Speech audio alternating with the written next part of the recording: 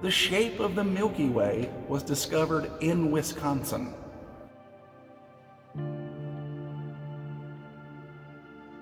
Amazes me how many people don't know that this gem is here.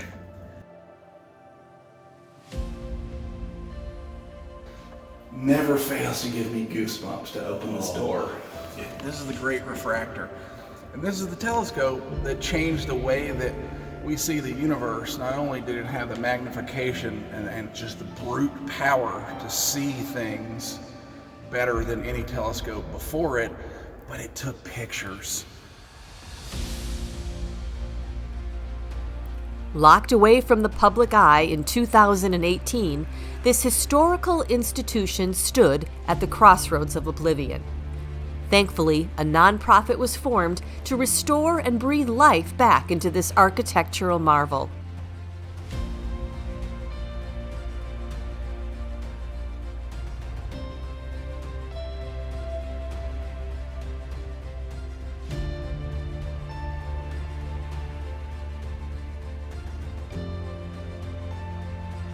No, this is ChatGPT. This can't be real, but it was real. And people were seeing beyond the moon in picture form, and it changed our relationship with space. It changed our relationship with all that had come before it and all that would come after. The architecture is beautiful, incredible.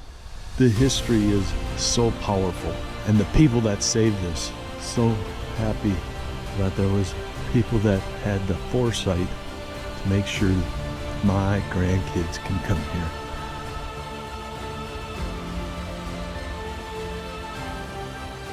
What was once a dormant relic is now being meticulously restored and reinvented into a fusion of culture, science, and art.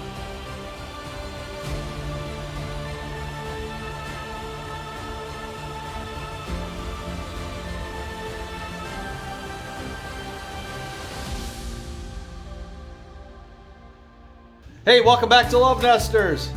We are in Williams Bay, Wisconsin at an incredible place, Yerkes Observatory, widely regarded as the birthplace of modern astrophysics. It has the world's largest refractive telescope, as well as designed by one of the world's greatest architects and visited by the world's greatest scientists.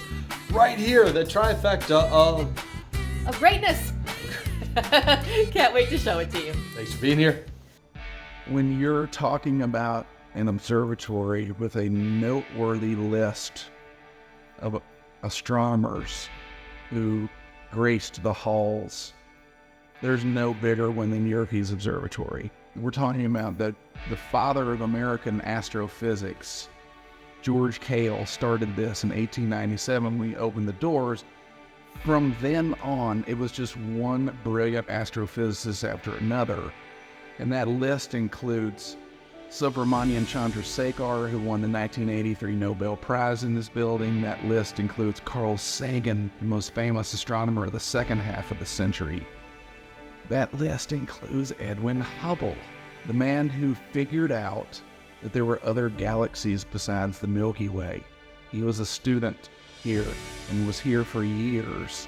We're talking about Otto Struve. We're talking about Mary Ross Calvert. We're talking about Gerard Kuiper. He figured out everything on the other side of Neptune in this building. And so Gerard Kuiper helped NASA figure out where to land on the moon in 1969. And you have this roster of people who all lived on site or in the building as this sort of isolated incubator of big ideas. And the last person I'll mention is Nancy Grace Roman. Nancy Grace Roman was here for 8 years. She was NASA's very first chief of astronomy. And she was a boss at NASA. And she is the central force behind the Hubble Telescope, making it into space in 1990. She is certainly the most famous woman that's ever come out of Yerkes. But you can make the case she's the most famous woman scientist in astronomy in American history, so much so that the next big NASA telescope that goes into space after the James Webb Telescope went up a year and a half ago will be called the Nancy Grace Roman Telescope. So that's huge for women in science. That's huge for Yerkes Observatory, and it's huge for astronomy across the board. Okay, so Albert Einstein had nothing to do with the Yerkes Observatory other than he visited. And it's really a credit to what an important national treasure this place is. When Albert Einstein came to the United States for the first time, he wanted to see two things. He wanted to see Niagara Falls and Yerkes Observatory.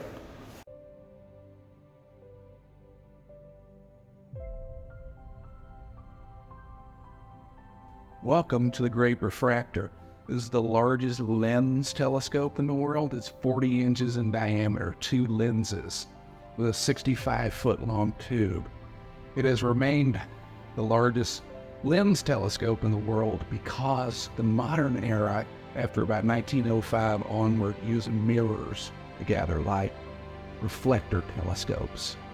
This is the last of a great style, and it's never fails to give me goosebumps to open this door. Oh my gosh. Wow. It literally gives you the chills. It's a little cold in here. We're standing on the world's largest indoor elevator, Okay. and this floor rises 23 feet and becomes level with the catwalk. Let's take a ride to space. Oh my gosh, guys, the floor is literally going to raise up to that balcony.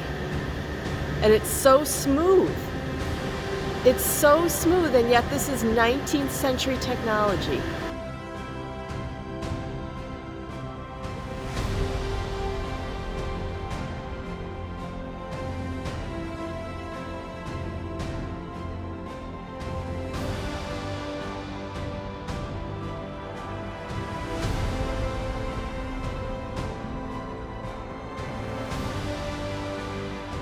The technical term is toggle. This is the Great Refractor. And this is the telescope that changed the way that we see the universe. Not only did it have the magnification and just the brute power to see things better than any telescope before it, but it took pictures.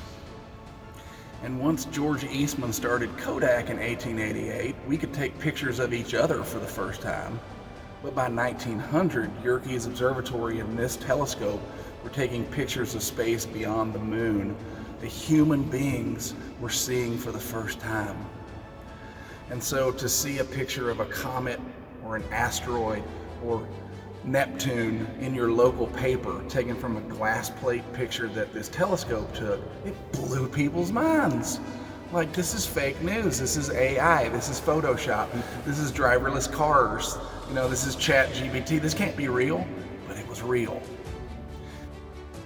So look at this thing.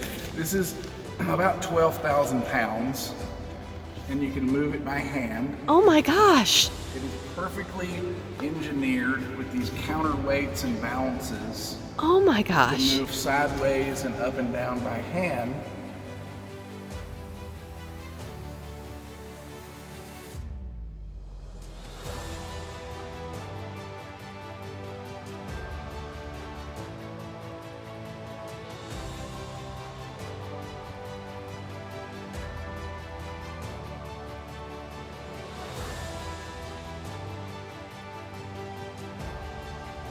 Besides the elevator being the largest inside a building in the world, this 280,000 pound dome rotates 360 degrees around. And it's all controlled by a Thomas Edison DC motor that's in the dungeon. And we've converted the entire observatory to AC, but the things inside the dome here are still running on DC. So we have a rectifier that's sort of sending 21st century power back into the 19th century in order to run this historic equipment. And this dome, rumbling, stumbling, going all through to open the shutters in order to point the telescope lens out of the open shutters. And so I'll show you how this dome works.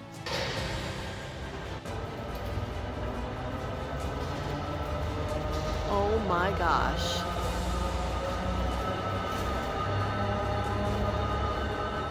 It's kind of dizzying as you look up.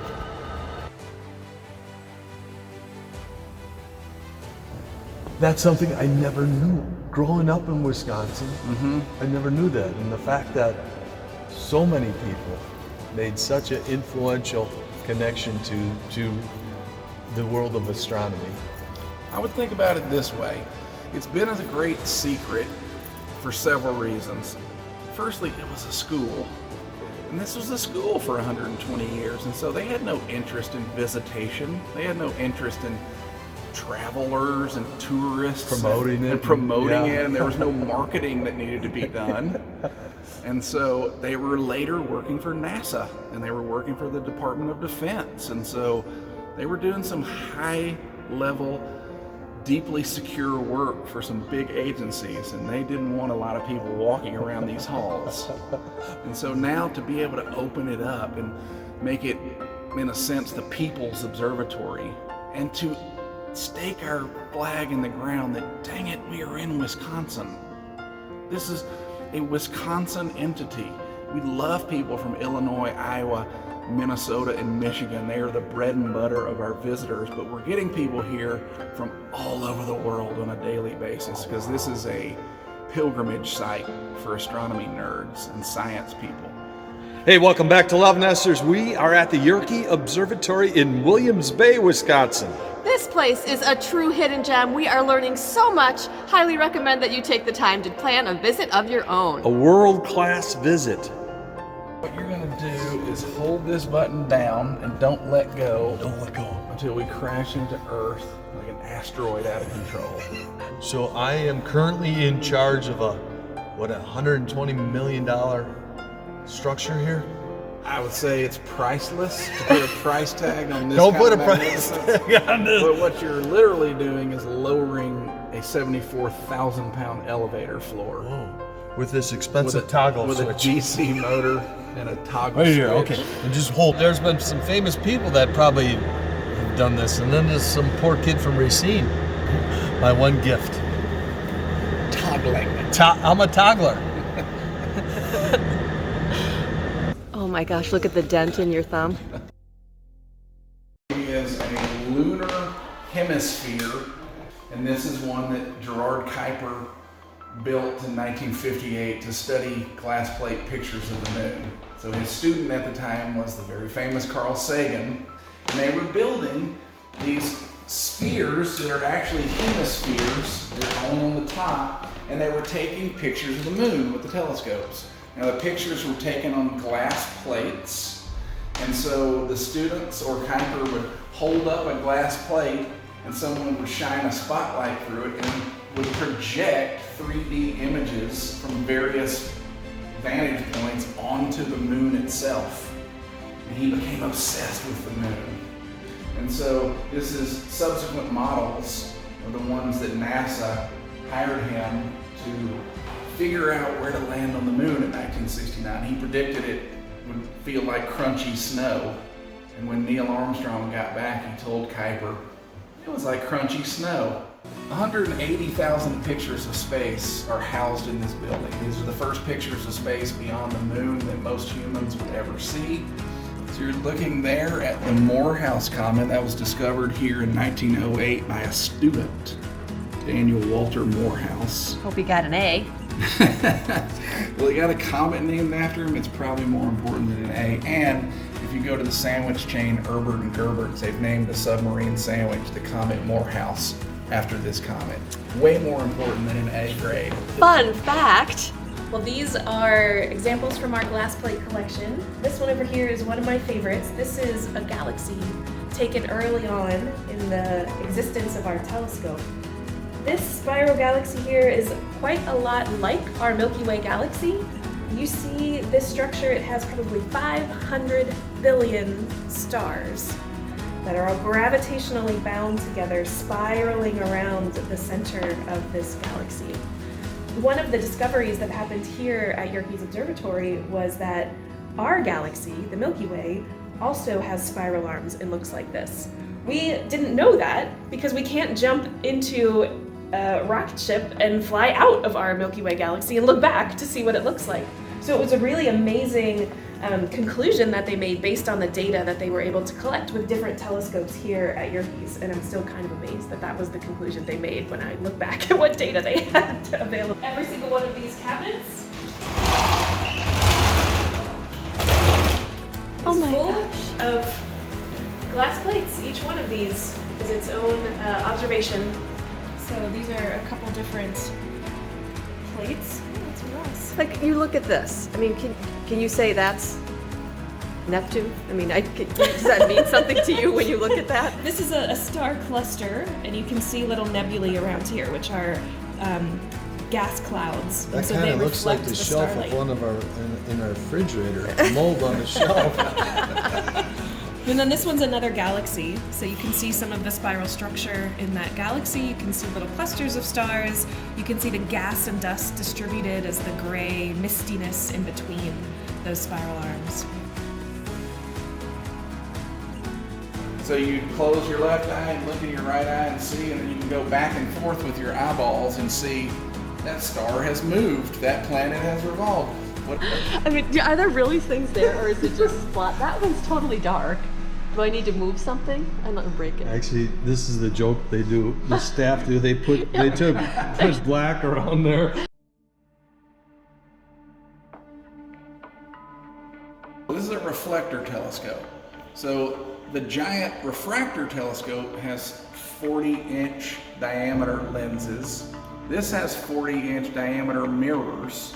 And look how much smaller the tube can be. And this is a completely different style that's bouncing light off of mirrors through little holes and gathering it from, 1,000,000 miles away to your eyeball. We're also running on 100% solar here. We have 96 solar panels on the roof right here.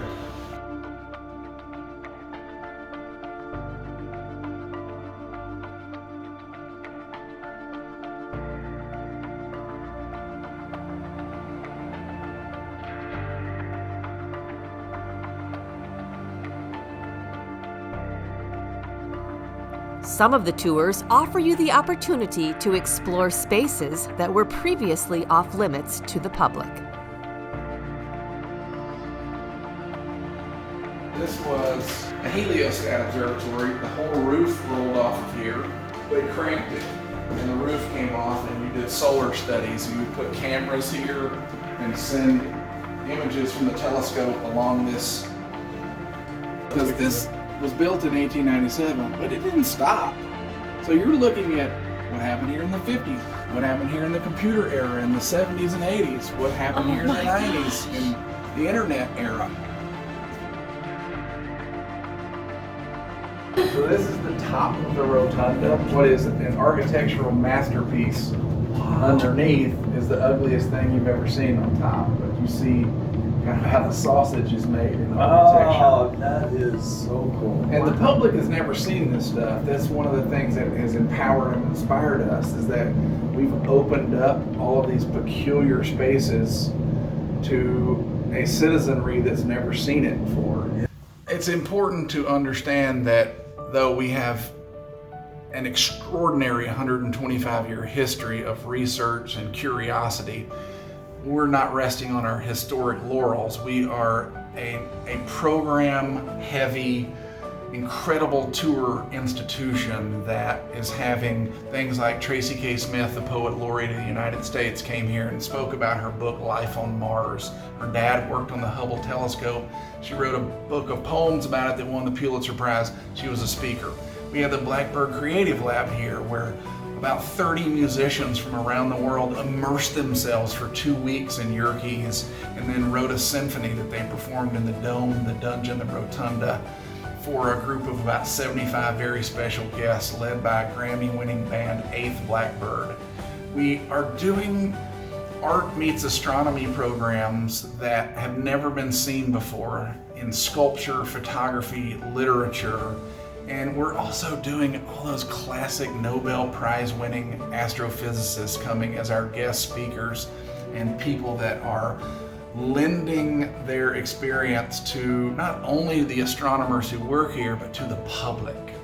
And so we're trying to walk that beautiful line of being a classic observatory in research and observation that is doing art projects and programs for public consumption that connect culture, science, and art all in one beautiful sphere. It's exciting stuff that the public can come participate in now. Yerkes Observatory in Williams Bay, Wisconsin. A must-see. Absolutely incredible. We sure enjoyed our time here. Highly recommend a visit of your own. Huge thank you to Walt and Dr. Bauer for giving us some behind-the-scenes insight into such an incredible place. Thanks for being here. Thanks for being here.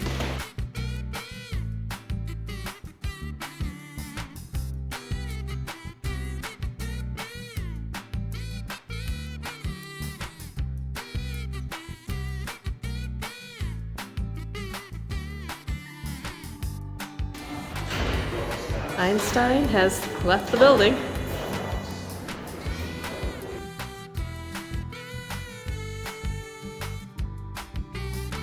What is the most special thing for you about Yerkes Observatory?